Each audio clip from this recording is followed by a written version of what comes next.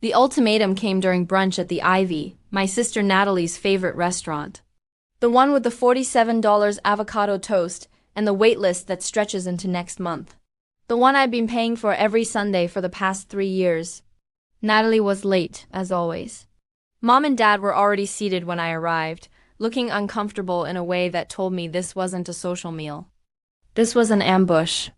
"Sarah, darling, sit," Mom said, gesturing to the chair they'd saved.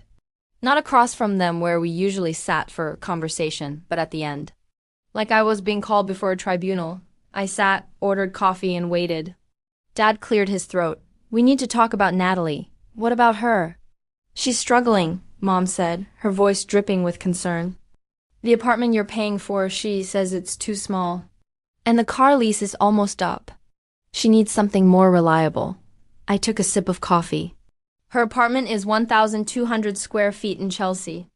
And the car is a brand new Audi." "Yes, but her needs have changed," Mom continued. "She's been seeing someone. Someone serious. He's in finance, very successful. And she needs to present herself appropriately. Present herself. Present herself. You know what I mean? She can't show up to events in last season's clothes or a modest apartment. Image matters in his world. So she needs more money," I said flatly. Dad jumped in. "Not more. Just ... an adjustment. The apartment lease is up next month. There's a gorgeous two-bedroom in Tribeca, $8,500 a month. And she's been looking at Range Rovers." "No." The word dropped like a stone. Mom's perfectly penciled eyebrows rose. "Excuse me?" I said no. "I'm not paying for a Tribeca apartment or a Range Rover." "Sarah, don't be ridiculous," Mom said, her voice sharpening. "Natalie has always been more delicate than you. She needs support. She's 34 years old.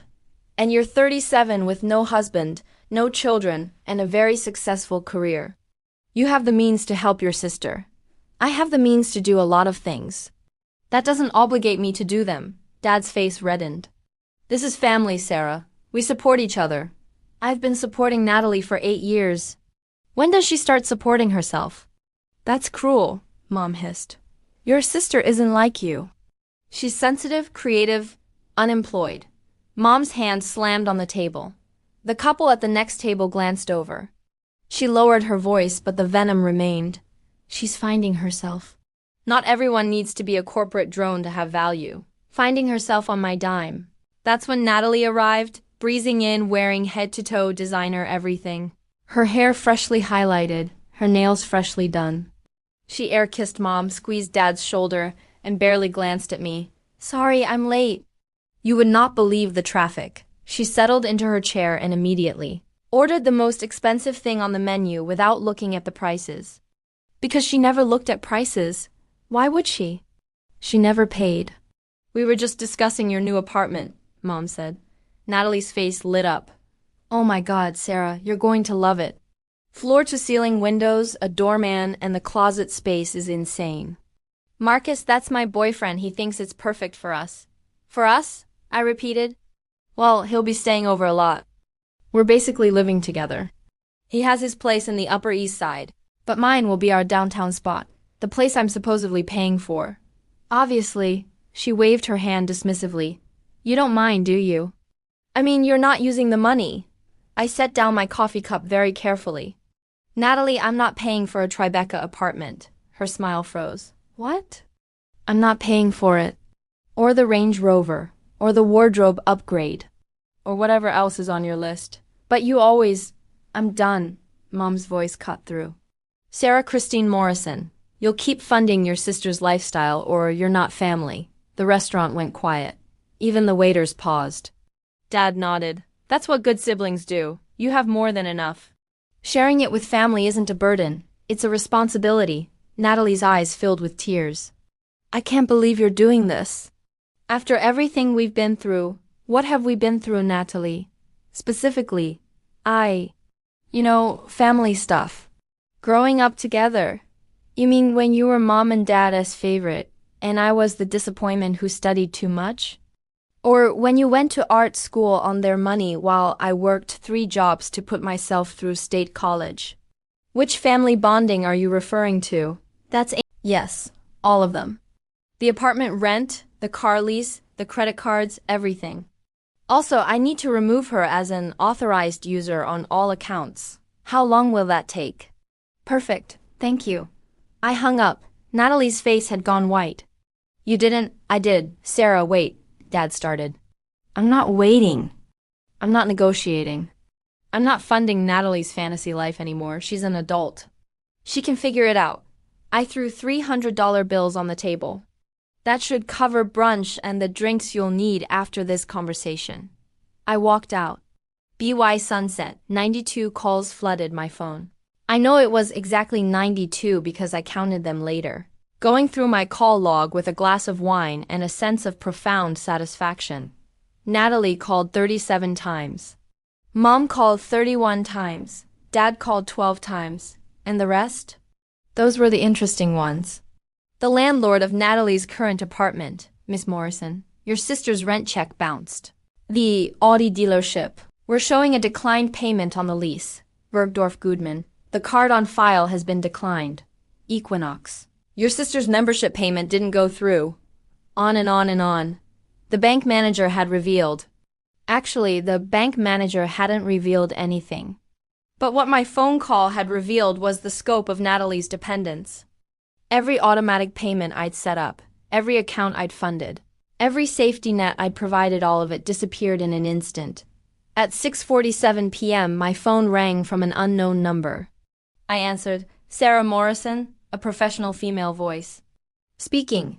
This is Detective Jennifer Hayes with the NYPD. Your sister filed a report claiming you've stolen her identity and emptied her bank accounts. I need you to come down to the station. I smiled. Of course. I'll be there in 30 minutes. Should I bring my attorney? That's your right, ma'am. I'll bring her. See you soon. I called Catherine Wu, my attorney, explained the situation in 3 sentences. She laughed. They actually called the police because you stopped paying your sister's bills? Apparently identity theft and financial fraud. This is going to be fun. Meet you at the precinct. The police station was exactly what you'd expect: fluorescent lights, plastic chairs, the smell of bad coffee and desperation. Natalie was already there with Mom and Dad, all 3 of them looking righteous and angry. Detective Hayes led me to an interview room. Catherine followed. Miss Morrison, your sister claims you've accessed her accounts without permission and stolen approximately, she checked her notes, $43,000. That's interesting, I said. Can she provide the account numbers for the accounts I allegedly accessed? Natalie rattled off numbers. I recognized them immediately. Those are my account numbers, I said. Not hers. They have my name on them, Natalie insisted. You are an authorized user. That's not the same as ownership. Detective Hayes, I have documentation if you need it. Catherine pulled out a folder. Bank statements showing account ownership, authorized user agreements, and a complete record of every transaction. All accounts are in Sarah Morrison's name. Natalie Morrison was added as an authorized user, which Sarah has now revoked. Detective Hayes looked at Natalie. So these weren't your accounts. She paid all my bills from them. She set up automatic payments. She told me to use the cards. Did you have permission to use the cards? Detective Hayes asked. Yes. She gave me permission. And did she revoke that permission today? Natalie's mouth opened and closed. Miss Morrison, Detective Hayes said, turning to me, did you give your sister permission to use these accounts? I did, and today I revoked that permission. All legally, all properly documented, all within my rights as the account holder. You can't just cut someone off, Natalie shrieked. I have bills, I have obligations. Then you should pay them, I said calmly. With what money? With the money you earn from a job. I don't have a job. Yes, I said. I know. Detective Hayes closed her notebook. Miss Morrison, the younger Miss Morrison, this isn't identity theft or fraud. Your sister stopped paying your bills. That's not a crime. But if you have a civil dispute about promised support, you can take that to civil court. But there's no criminal matter here, she stood. You're all free to go. In the hallway, Mom grabbed my arm. How could you humiliate your sister like this? I didn't humiliate her. She humiliated herself by calling the police because I won't fund her lifestyle anymore. She has nothing. Dad said. You've left her with nothing. No, I've stopped giving her everything. There's a difference. Natalie was crying, real tears now, mascara running. What am I supposed to do? Where am I supposed to live? Figure it out. Like everyone else does. I can't afford, then find something you can afford. Get a roommate, get a job, get a reality check. You're a monster, Mom said. I'm done being an ATM. I walked out and didn't look back. The next 2 weeks were chaos. Natalie had to move out of her Chelsea apartment. She couldn't afford it, even with Mom and Dad helping. They put her in a studio in Queens and made sure I knew they were draining their retirement to do it. The Audi got repossessed. She bought a 10-year-old Honda with money borrowed from Dad. Her credit cards maxed out and then got canceled. She had to get a job, her first real job in 6 years. Receptionist at a yoga studio, $35,000 a year, and Marcus? The finance boyfriend who was so serious. Gone. Turned out he was interested in the girl with the Tribeca apartment and designer wardrobe, not the girl with a Queen's studio and Gap clothes. Mom and Dad stopped speaking to me entirely, but then something interesting happened. 3 months after I cut Natalie off, I got a text from her. Can we talk? We met at a coffee shop in Brooklyn. Not the Ivy, somewhere normal where a coffee cost $4 instead of $12. Natalie looked different. Tired, yes, but also real. No designer clothes, minimal makeup, hair in a simple ponytail. I'm not here to ask for money, she said immediately. Okay, I'm here to say. You were right. I waited. I was a parasite. I was living a life I hadn't earned, paid for by someone I took for granted. She stirred her coffee. The yoga studio promoted me. I'm managing the front desk now. $42,000 a year. That's good. It's not enough for Tribeca, but it's enough for my studio. And I'm taking online classes at night, marketing. I might actually be good at it. I bet you are. Marcus was an asshole. I know. You knew? Natalie, he was dating you for your apartment and your wardrobe. Anyone with eyes could see it. She laughed, a bitter sound. Mom and Dad couldn't see it. Mom and Dad see what they want to see. They're still mad at you. I know. They keep saying you abandoned me. What do you say? She looked at me, really looked at me. I say you saved me. I was 34 years old with no skills, no job, no plan. I was going to end up 44 the same way. And 54. You stop that. You stop that. I just stopped paying for it. I hated you for 3 months. I know. I don't hate you anymore. Good. We drank our coffee in silence. Can I ask you something? Natalie said finally. Sure. Why did you pay for everything for so long? You knew it was wrong. You're too smart not to have known. I thought about it.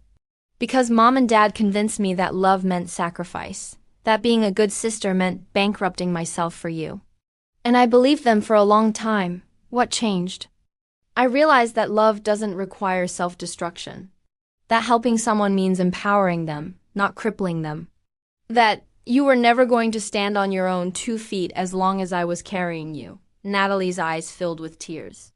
I'm sorry for all of it, for taking advantage of you, for never saying thank you, for letting Mom and Dad turn you into my personal bank.